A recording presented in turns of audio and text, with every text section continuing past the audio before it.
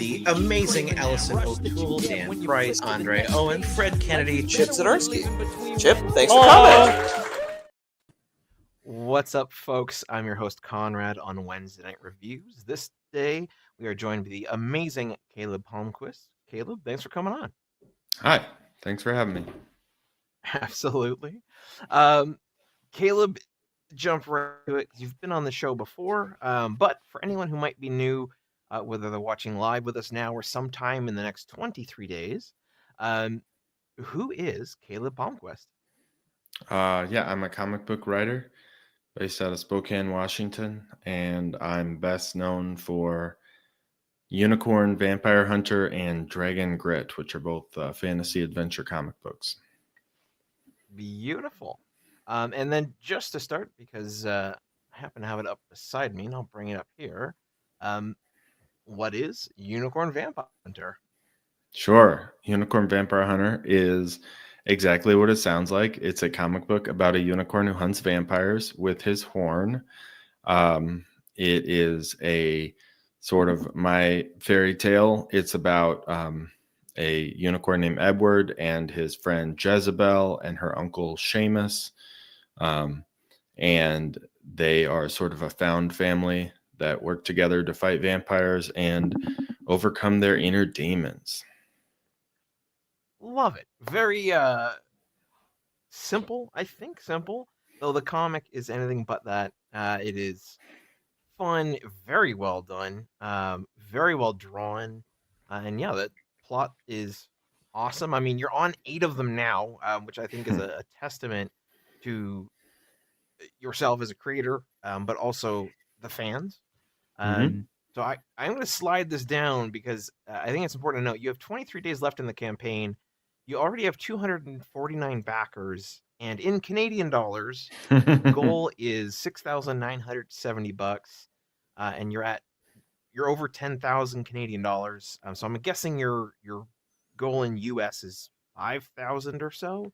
Yeah, it's 5,000, and we're currently at 7,300. So we're doing quite well. Today is day 2 of the campaign, so I'm feeling very good about that.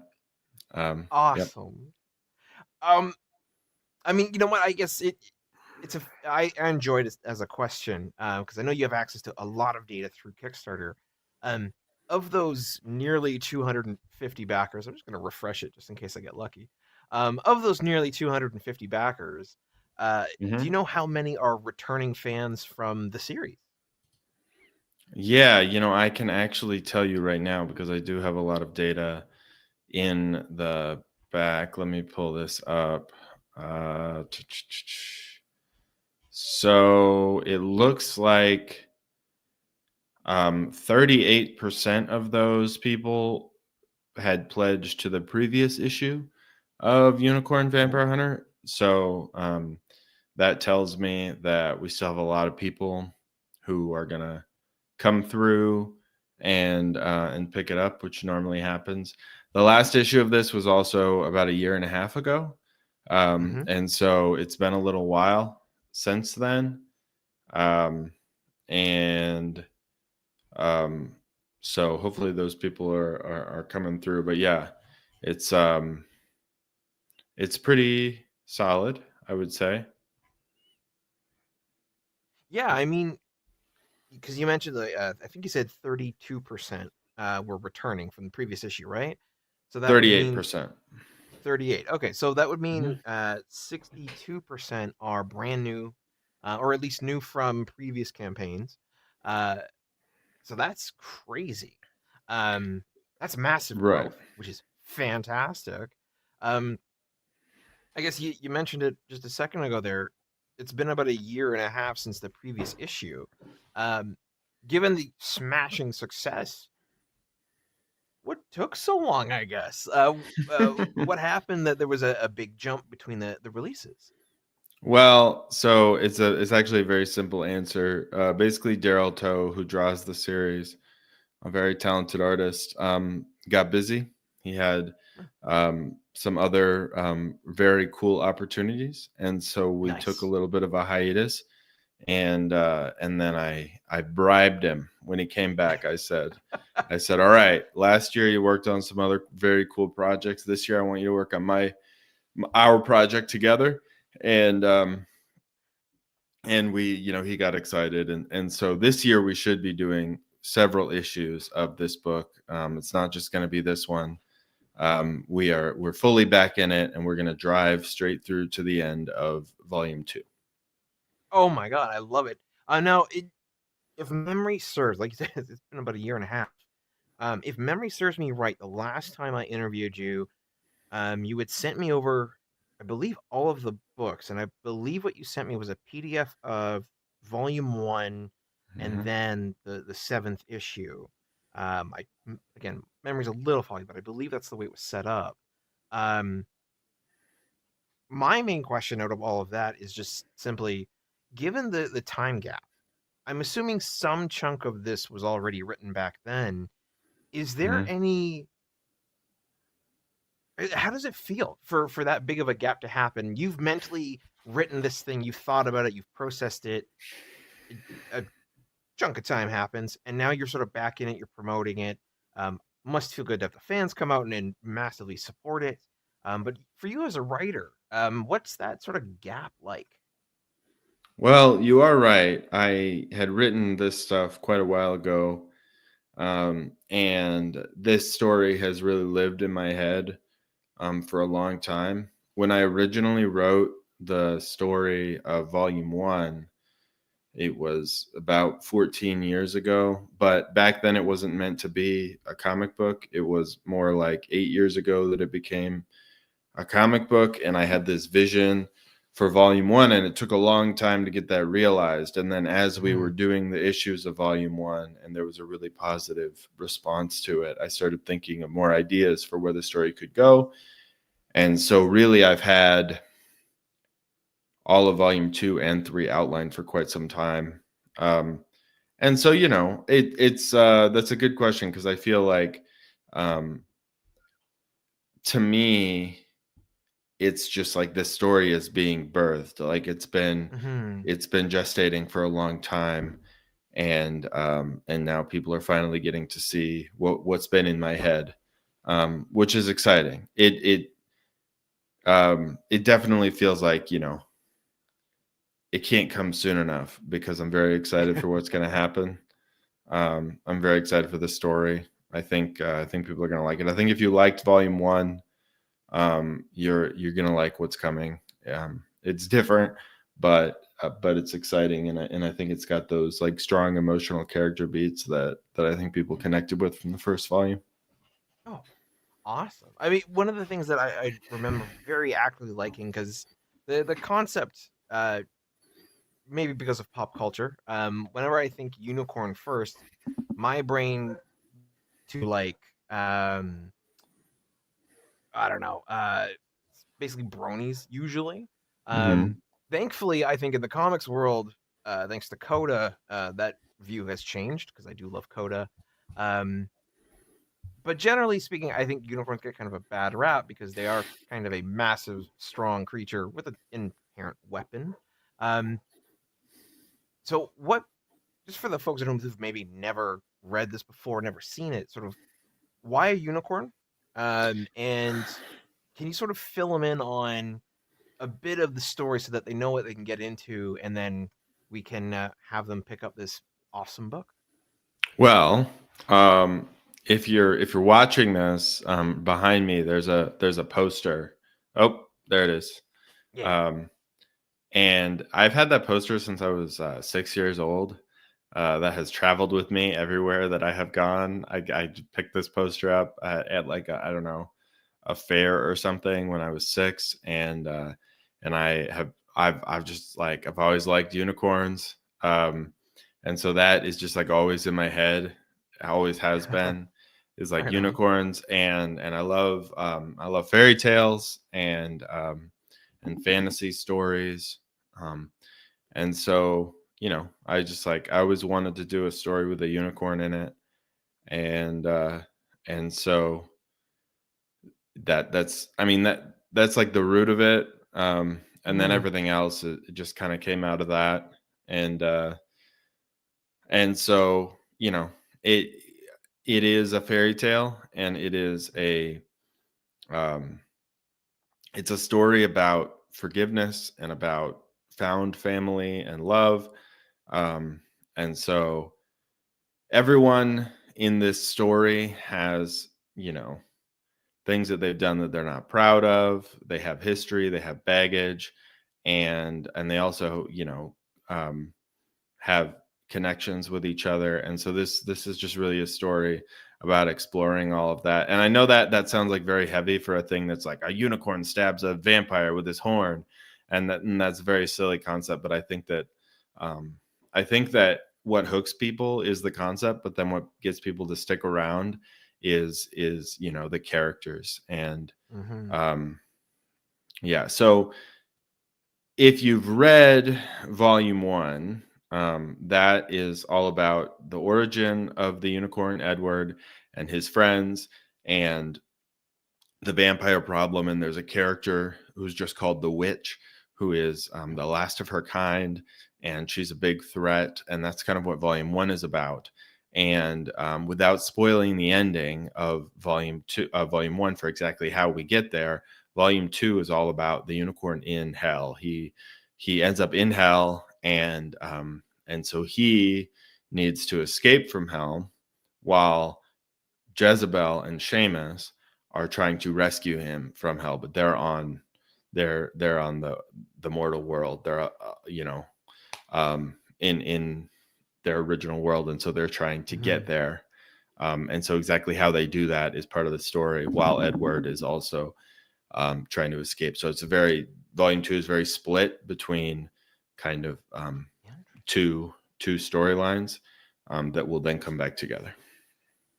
Awesome. When it came to writing that, because I mean, just the way that you phrase that, my brain immediately went to D&D terminology and don't split the party.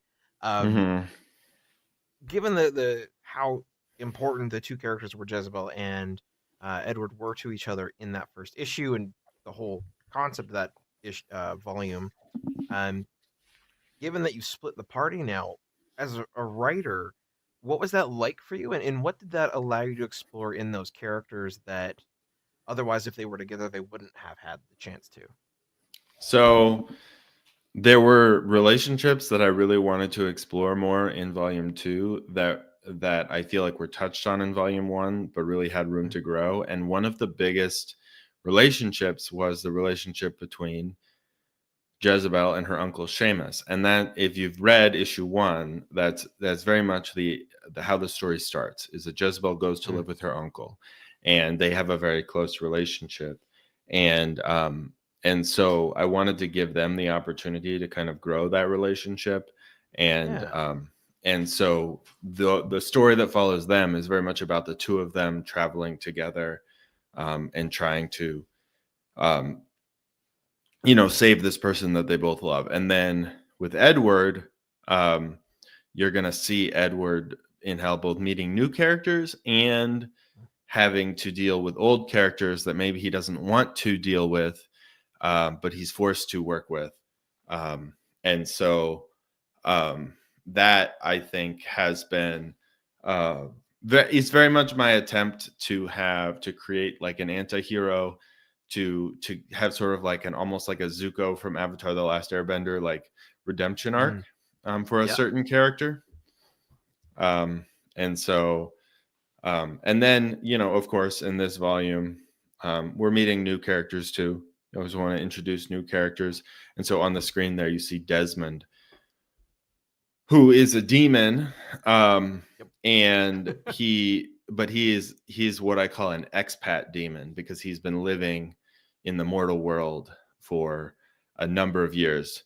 Um, and in this issue, you'll sort of discover how he's been able to get away with that without sort of breaking any demon laws or anything. He's sort of found a loophole and has been living in the mortal world. And he is an old friend of Seamus's. And then, so we're sort of learning more about Seamus's past, and we're getting more into just kind of like the intricate relationships between some of these characters, and Jezebel gets to learn a lot about her uncle too, and readers are going to get to learn a lot about Seamus and his past. And one of my favorite things about this volume is that this is not a romance novel or a romance book by any stretch of the imagination, but this book has always been an LGBT book, and volume 2 dives a lot heavier into that.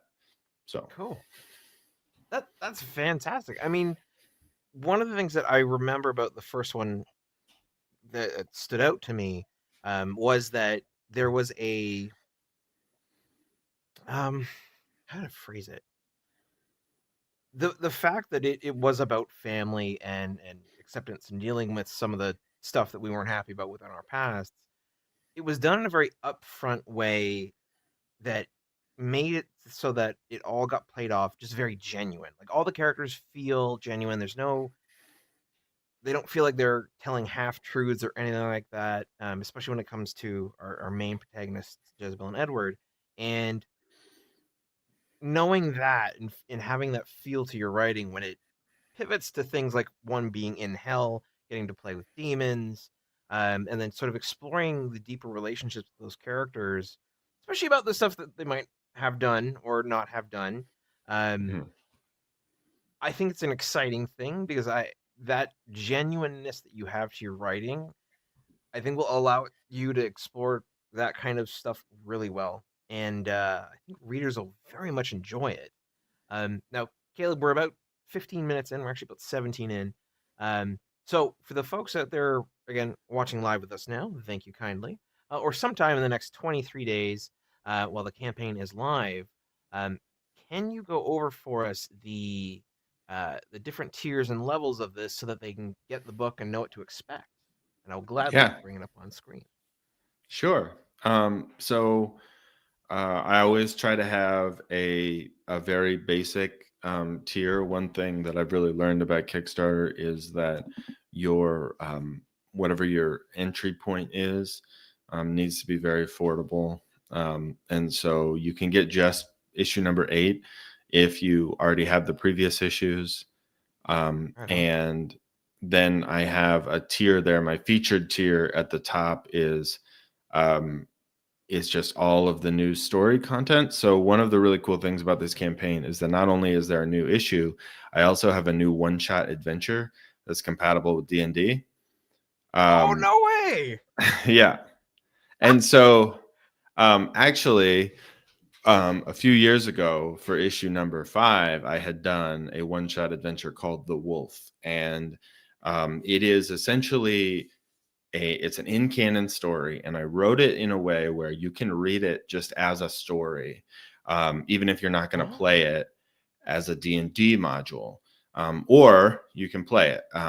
Obviously, if you're going to be the game master of a dungeon master of a game, you're going to have to read it. But even if you never intend to play it, you could read it as a story. It's written that way. So the first one was tied into the events of issue 5. But then this new one follows some of the same characters within the world, but is a brand new adventure.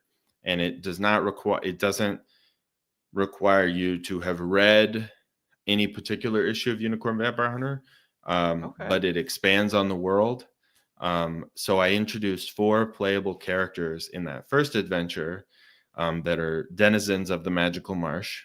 There is a hedgehog character, a woodland pixie, a centaur, and a satyr, and they all have backstories. In fact, I even did a comic book last year that was the whole backstory of the hedgehog, Tumble the Hedgehog Paladin, and so this story now has those same playable characters, including one new playable character. And of course, you can always play your own D&D characters too in the adventure, but it is this one's called the Whelp. And we learn in this story, we learn about the Darkwoods Gang, which is a gang that patrols the Dark Forest, led by a badger named Brock. And they have they have kidnapped a dragon whelp, and it is up to your party to rescue that dragon whelp before the gang can use it for nefarious ends. And so yeah, that basically on this campaign, I have 2 new in-canon Unicorn Vampire Hunter stories. Of course, issue 8 continues the story of Unicorn Vampire Hunter, and then the whelp is just another story within the world. And I'm very excited about it. And that's being illustrated by Janssen Carbonell, who's a great artist. Yeah. Love it. And really quick, I did, because I've tracked down the campaign for Hedgehog Fear Trials. That is the one, correct? Yeah. Perfect. So I'm gonna bring it up because the art is just fantastic. Mm-hmm. I really do need to ask Caleb, where do you keep finding your artists that work with you? Because even if it's just the variant covers, they're all really unique, which is awesome, and they should be. That makes it interesting. But they all have, and I mean, I guess it makes sense because of your style and your story. They all have sort of a similarity to them in feel, but then the execution is very different. Like for instance, our hedgehog here looks a Mm-hmm. certain way, but it is sort of cartoony. And then the cover for um, Unicorn Vampire Hunter 8 showing again a different art style, less cutesy, although this doesn't feel cutesy, it's just proportionately cutesy. Mm-hmm. Again, very different but feels the same. So where do you keep finding these great artists? Just many years of being in the community online. And so the Hedgehog Fear Trials was illustrated by Kit Wallace, who is a British guy. He's super cool, and I've been wanting to work with him for a long time. And so he came on to do that issue. This this was sort of a part of a spate of spin-offs that I did last year, and I sort of did that because I knew that I was going to have a long hiatus from Unicorn Vampire Hunter. Ah. Um, and I knew that I wanted to kind of keep it going. Now, none of them were really as successful as Unicorn Vampire Hunter, but I think a lot of people enjoyed them, and I think they're a lot of fun. And so yeah, that was available, um, and so yeah.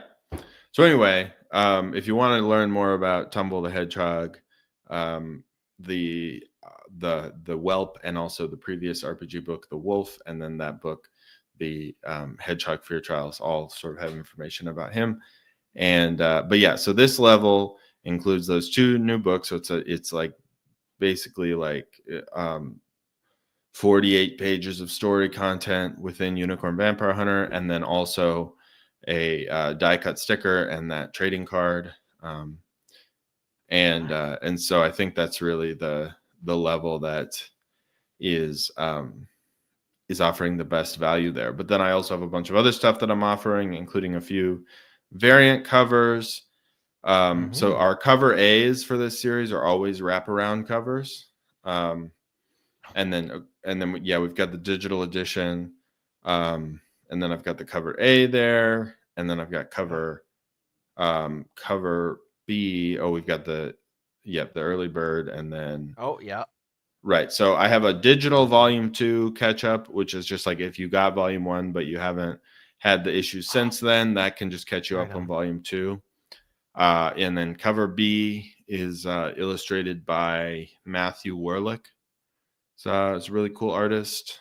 And then cover C is by David Brame. And that one is Edward in his human form. Oh. Yep. And a spoiler for anyone who didn't know, Edward is a human who is cursed to live as a vampire, and at some point regains the ability to transform back into a human. But then if we scroll down a little further, Sure. we've got the collector's edition. So this is something I started doing with the previous Kickstarter, and it's something I've done on my series Dragon Grit, which has been very, very popular. It's a special edition of the comic that has a foil stamp logo on it, and it's individually numbered. Right on. And then it has a little bit of extra content in the back, like some behind the scenes stuff. So it's just a fancier exclusive edition that will only be printed on this campaign. If you're looking for a collector's item. And that's just got the regular cover A art on it. Mm-hmm. And then I have there's an add-on. The project image is of the Maya Osaki art, which is only available as an add-on, and it's a virgin textless cover. And I'm only making 100 of those available. Actually, if you go to the campaign page itself, sure. And then you can scroll down and see that where I've shown off that. There it is. Oh, scrolled right past it. Oh, you want to go back? Far down? Yep, there it is. Yeah. So that is, I'm only printing 100 of those. It's a virgin textless cover. And it's just like a really cool piece of art. I'm really happy with how it turned out. So yeah, that is available. And then that might be most of the rewards. And then besides that, I just have things that are available from previous campaigns. Like we have a complete collector bundle that has everything, and then we have some different catch-up levels. One new thing that we are offering on this, it's possible I'm offering too many things on this campaign, but I'm actually almost completely sold out of my volume ones. Congrats. Which is, thank you. And so we are going to reprint volume 1 as a digest sized book. So we're actually, I'm going back through and adjusting the lettering to make sure it's all still readable at a digest size. And so it's going to be 5.5 inches by 8.5 inches. And that is, it's going to be like, still going to be a very nice book. It's going to have a soft touch cover. But the reason we're doing that is to offer an affordable way to jump into the series. And so we wanted to offer a version that was very accessible and a lower price so that people could jump in and get it without breaking the bank. Right on. I mean, I saw an article recently because effectively DC Comics is doing that, but with all their sort of their biggest stories, right? And apparently the sales of those are going very well, to the point where it's like their biggest thing. So I mean, the fact that you're offering it for a way for someone to easily have the collected edition, like I said, in a bit more of a budget way, so they'll save some cash on it, but also have a convenient sized book they can carry around and enjoy the story. Amazing. That's fantastic. Yeah. I'm very excited about it, and I've been talking to my letterer, and we're really thinking about trying to expand that effort into more of the books that I do, to have those digest sized books. And I mean, I'm really excited about it. And I mean, if you're following, I mean, how could you not be? But if you're following international news, prices of things are going up. There's trade wars happening. The price of printing is going up, and so I think, obviously, I'm going to continue to offer like fancy editions and everything for people that want those, but I really want to be able to offer an affordable priced, convenient size trade collection so that people can enjoy the stories without really feeling like they're paying collector level prices.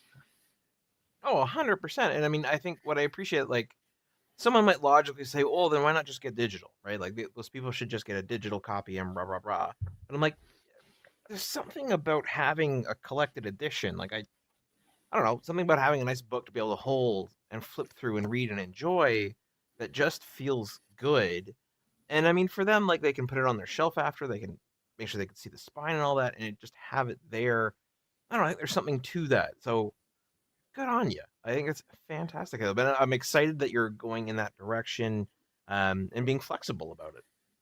Yeah, and I will, when we get to volume 2, I am gonna do a hardcover. I'm gonna do the whole fancy treatment, but just going forward, I will also be offering that digest version. I mean, it's sort of like what I talked about when it's like, okay, what's your lowest price for each new issue? What's the low priced one? The not fancy Mhm. one, the one where you're just getting the story, but you want that physical edition. And like, am I offering something that is accessible, to people who don't want to spend $60, $70 on a Kickstarter? Now, if you do, thank you so much. Please don't stop. But 100%. but also I want everybody to be able to get in and enjoy it. Yeah, that's fantastic. Now, one question I have for you, like, you're very clearly you're you've got this comics thing figured out. You know how to do a good Kickstarter. You know how to do the campaigning. You know how to do stuff like this and come on talk shows and get everyone excited about it. Um, oh, funny. You've got backer 250 now. There you Um, go. right on. Congrats. That's cool. Oh, Halfway, thank you. quarter way to 1,000. So one thing I'm curious about is, do you have any intention of going through maybe a smaller comics company or publisher and putting this in previews and in on comic shops, or are you quite happy just to keep doing it on your own? Here's the thing.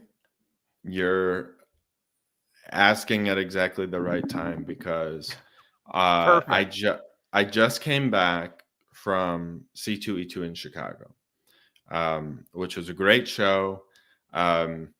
And I'm always having conversations with people about indie comics, and one of the biggest things that people who are like me, like in indie comics, talk about is this thing viable? Mm-hmm. Is it, can we really do it, or is it a struggle fest forever while you work the day job, Oh, and the one of the people I talk to the most about this is Curtis Clow, the author of Beastlands and Slightly Exaggerated, if you've heard of him. But we talk about this stuff all the time, and one of the things that has really been circulating is, how do you diversify what you're doing? Not only, yeah, there it is. It's published through Dark Horse, but he did everything through Kickstarter. But interesting. Okay. the question is, how do you diversify, not only from a financial point of view, so that I can say, how can I make this my full-time job, but also Yeah. from a point of view of, how do I reach more people? Because if what I'm doing is sharing stories and I want people to read them, Kickstarter is like a small slice of that, right? Mm-hmm. Because Kickstarter does not represent all comic book readers, not even close, right? Oh God. And so how do we get out there? And I have had some experiences with publishers, and some of those have been nice, and some of them have been, frankly, horrible. And Oh, um, okay. and so I have been very hesitant to get into bed with any other publishers. Of course, there's always like the really big ones that are no brainers. If Skybound comes knocking, asked me to do a series, I'm not gonna turn them down. But Yeah. No. um, but there is there are, I'm learning that there are a lot of paths into that distribution model, and some of Mm-hmm. that might mean carving my own path, or working with other people like me, to create new in inroads into Yeah. distribution and getting into stores. Now, so you may be hearing from me later this year about kind of, I don't want to say exactly what I'm going to be doing yet, but I have Yeah. some No. plans. Don't get yourself in And trouble. no, but I have some plans, and it is fully my intention to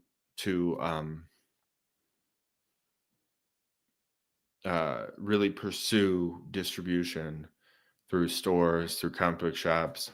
And so I'm hoping to get that off the ground. I was very briefly circulated in comic book shops through a Scout comic that I had a couple Mm-hmm. years ago, and I'm no longer with them. And if you are interested in learning about that, I would recommend, a few search terms like Scout Comics and Bleeding Cool, and things like that. And you can make your own decisions as a Do your own listener and a research, come to your watcher. own conclusions. 100%. Yeah, that's exactly right. But the long and short of it is that there were some real benefits to that. I mean, people discovered me through that. Yep. I have spoken with people who have either then met me at a con or ended up back in a Kickstarter who only discovered me through that scout book that I did. And so, there are some real benefits to that. And then there, outside of distribution through comic shops, there's other avenues that I am pursuing. There's a lot. Comics are very varied. There's not one way that people consume them. There's not one way that people buy them. And I think I've done pretty well on Kickstarter, but Kickstarter is where I live. I mean, I don't really exist as a comic book writer outside of Kickstarter right now. And so I am, it's just funny that you asked that, because yes, there's something I think about all the time right now. And I am actively working on how we can pursue other avenues. Yeah. Yeah. Perfect. Well, I am so happy to hear it. And again, for the folks out there listening, absolutely, I'm gonna bring up your campaign because it's a testament to how good you are at this. You are 2 days in, you've raised 10,000 Canadian dollars. Oh my God, you got another backer in the time we've talked. So you've got 2 backers over the last 36 minutes. You've raised over 10,000 Canadian dollars. I want to say 6 or 7,000 US dollars. You're good at this. Clearly, people like your product. Your books are really well done. You have a lot of them. You're a comics creator. You are. What I've noted, and I'm assuming it's the same in the US because there's just more people in the US than there is in Canada. But in Canada, when it comes to the smaller publishers, I've heard good things and good stories, and where the publishers have allowed people to be very creative and do their own thing. But then I've also heard stories where things happen in which, one, the story you create is no longer yours; it is owned by the publisher. And in some situations, I have heard nightmare stories where, for that creator to own the rights to their creation again, they had to pay the publisher quite a bit of money to buy the rights back. To the point where that became an issue. So yeah, I imagine you've unfortunately run into some weird things, and I am sorry for that. But I am so glad to hear that you are basically plowing through, finding a way, and in every way possible, I wish you all of the luck. Not that clearly you're gonna need it, but I wish you the luck anyway. Thank you. Yeah, hell yeah. Now, you mentioned cons and people coming up and finding you. Overall, every fan, comic nerds, all of us, love us all. We're weird, we're quirky, and we react to things in very different ways, sometimes very intensely, sometimes very calmly. When it comes to the fans that you get to meet, like, they already know you when they come to the table, not people who you get to go, hey, this is my book, this is what it's about, and they decide to buy it. But the people who come to you and say, hey, can you sign this? I want the newest issue. And what is their sort of general reaction? And do you have any fun stories you can share about your fans? Well, that's a good question. I mean, everybody who comes up to me at a con to meet me who's excited, I mean, it's very nice. It is, I mean, it's an interesting experience. I think that it's still very alien to me, the idea that somebody that I've never met before in person has been following what I do and reading what I write, and then specifically comes to find me. And I mean, I think my stories are only positive. I just had at C2E2, I had several people who are longtime backers come up and talk to me, and it was just like a really nice experience. I had never been to that part of the country before. And so, no way. Yeah. So I'd never been to Chicago before, and so there were people who have been supporting me for years and years and years. I mean, like 8 years, and and then they're coming to meet me for the first time, and I'm like, man, I like, and of course, you come up and I don't know who you are because I've never seen your face, because but Yeah. it's like, as soon as you say your name, it's like, oh yeah, I've sent out like dozens of packages with your name on it, right? Because of course you've been supporting me all this time, and it's just like a really good feeling, and it's very nice. And at C2E2, I had I don't want to blow up his spot because I didn't get permission to share his story, so I won't say his name. But very nice guy, came, and he had like a huge stack of my books that he wanted me to sign, and of course I did. Hell But yeah. that was like a first for me. It was like, just like, I've had people ask me to sign stuff, but like, having that whole stack of like, here's your entire library, please sign all your stuff, and that was just like really cool. Oh It was my very god. exciting. Yeah.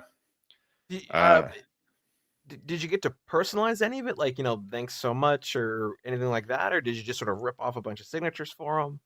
Gosh, I'm trying to remember. I think I just signed everything, but I have had people ask me to personalize before, but um, yeah, uh, that's a good question. I don't remember if I did or not. I mean, I imagine that must be an overwhelming moment for you too, though, because like you said, it's someone who brought your catalog from their Mhm. home to you to be like, hey, can you like that's got to be crazy.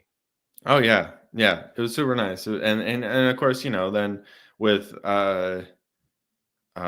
with all the different people that came up to me who were backers, I got to have a chance to like stand there and talk to them for a little while, and get to know them a little bit, which is cool. I mean, it's you know I always feel, I would say in those situations, the most overwhelming feeling I have is like, why are you interested in talking to me? Like, standing here talking to me like I'm just some guy.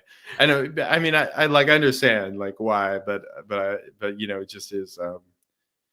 It's it's The it's the it's feeling isn't surreal. this, yeah.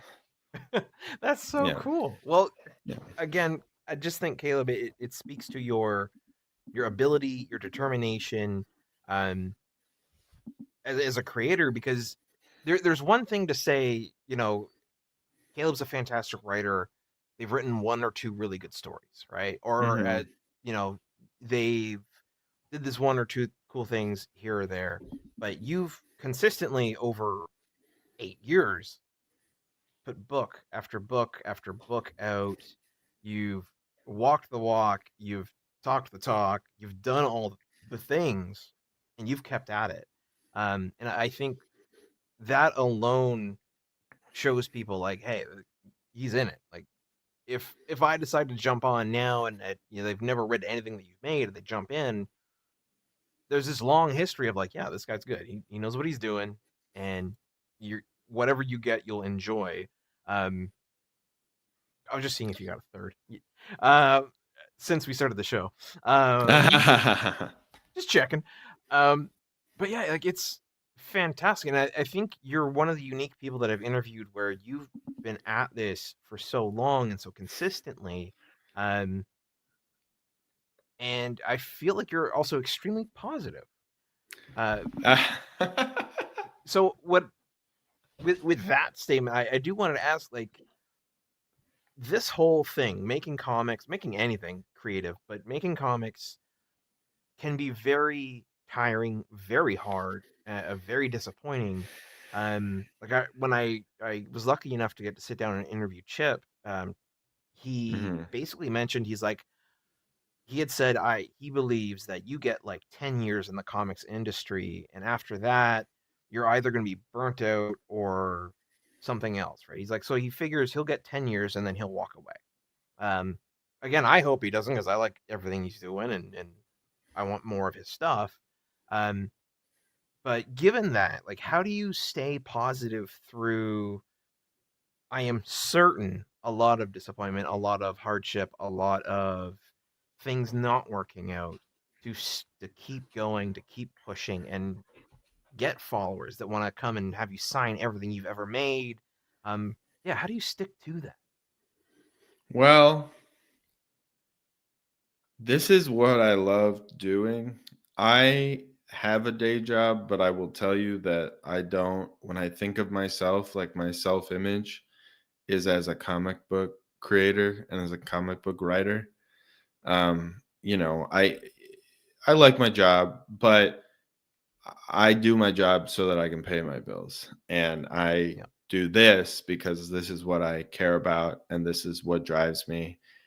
And I don't always stay positive. I don't really show that side to the world because that's not like the thing I want to be projecting out into the Mm-hmm. world. I really believe in like putting out positivity and like excitement. Um, but you know, there's definitely hard times and there's stressful times, and uh, it is it is a struggle because you know there's always battling versus your expectations versus what happens, and like kind of you know everything that goes into that. I think the thing that keeps me staying positive, honestly, the number one thing is fulfilling projects. Now this can be a double-edged sword because when you do a Kickstarter, you get all the money. You do the campaign and then you get all the money and then you have to spend all the money.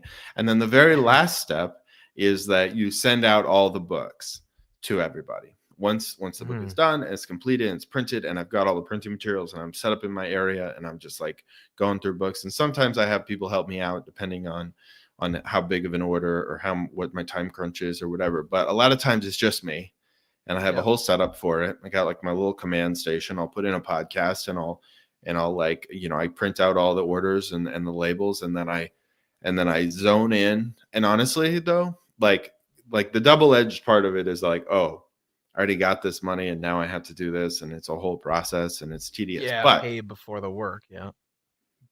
but packing orders and sending out orders, I swear to you, is my happy place. And the reason for that Good. is that when you do what I do, which is not just being I mean, honestly, being a comic book writer, time wise, is one of the smallest parts of what I do. I mean, it's obviously critical, and I love doing that Yeah. part. Kind of important. But I spend a lot more time doing the rest of the stuff. And one of the hugest parts of it is sending out orders. But of all the things that I have to do, it is the thing that I know how to do. I feel good about doing. Like I know I'm going to be able to get through it. And it's just like an overwhelming feeling of gratitude the whole time I'm doing it because Right on. I'm like, okay, I get to like zone in, listen to a podcast, listen to a book, or listen to music for 4 hours on a Saturday morning while doing this task that I'm doing because hundreds of people believed in what I created. Hell And I yeah. mean, what an incredible, I mean, I know this sounds so cheesy, but like what an incredible feeling. Um, you know, to be in the zone, feeling like I'm packing these with care and with precision and I'm doing a good job, but also that the reason that I'm doing it is because so many people believe in me and so many people believe in me so much that they send me money in exchange Yep. for silly stories about unicorns and wizards, you know? And that's just awesome. It's just like, it feels so good. So I would say that is like the number one positivity thing for me. And then the number two one is without this shouldn't be surprising, but is day one of a Kickstarter campaign because there's no dopamine rush like just have seeing those like yesterday we had over 200 backers come in on day one and I mean what a rush, what a rush, although that Oh rush, yeah. the rush of packing, I mean, I wouldn't even say packing orders in a rush. Packing orders is more like zen, whereas the first day of a campaign feels more like playing a slot machine or something like that like Yeah. dopamine rush, and then like the next day you're like, how come there's not 200 more people today? But um but it is always very exciting, and so So I would say those are the two times when I feel the most positivity and the most excitement for what I'm doing. And then I would say cons are like sort of a close third. But cons are also like there's ups and downs, because you've got the really fun part of meeting people who have been supporting you, and then also meeting new people who are like, wow, that looks awesome, and they want to buy it. And then there's also, literally hundreds of people who like pick it up and look at it, and then they're like, and then they like walk away, and you're like, and like that's just part of it. It's not for everybody, and I wouldn't expect it to be for everyone, but like facing that rejection like face to face can wear on you a little bit. Yeah, 100%. Like, and beyond that, just being on for however long you're there. Like, I have a lot of people that I've interviewed that when we talk about cons, they're like, "Oh, I love like a 1-day con because I can be there for the 8 hours it's on or the 10 hours it's on, a really good time, make some sales, see some people that like me that already are fans, meet new people, and network, right?" But like if it's a 3-day con, like if it's Friday, Saturday, Sunday, you have to be on for like 8 to 10 hours a day. Plus, you're probably going to socialize afterward. Oh yeah. Like, that is just raw work. Like, oh Oh my yeah. God. And like you said, like, you're going to have hundreds of people walk up and go, right? Like, Yeah. just, you are, right? Because, like you said, Caleb, you have this extremely positive outlook on it, which is just, your book is not going to be for everyone. It's just the way it is, right?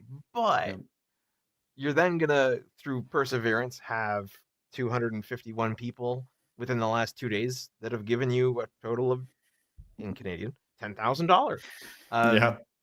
Yeah, so you just gotta, I don't know, stick it out and do the grind because it's worth Oh it. yeah. Yep. Hell yeah. Now, Caleb, we've got about 8 minutes left. Actually less, but we'll make it work. I guess for you, the last 3 interviews I've asked this question, and it's a fun question. So, comic nerds, we love collecting things, as people can see. Behind you, you have a poster you've had since you were like 6, which I feel like I should ask about poster maintenance maybe, but that'll be the next one.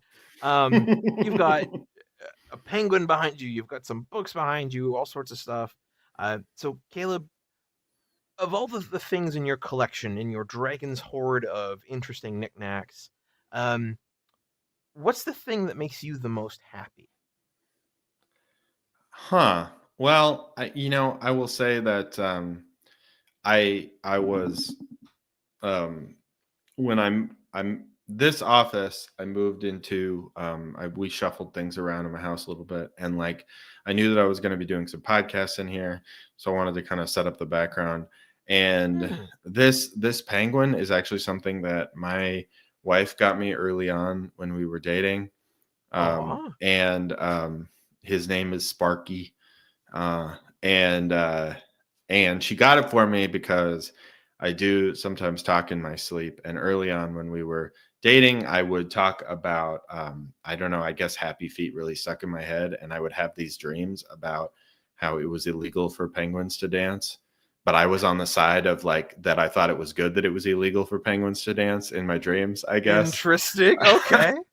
But anyway, and so she got me this penguin. And so yeah, that's probably like one of my most treasured possessions. But then when it comes to comics, I don't know where it is. It's somewhere, but I have the super fancy omnibus hardcover collection of The Sixth Gun by Cullen Bunn and Brian Hurt, which is one of my favorite comic book series ever. And so I don't collect comics as much as I used to when I was younger, but I still have I have some things that I just really treasure and cherish and go back and read.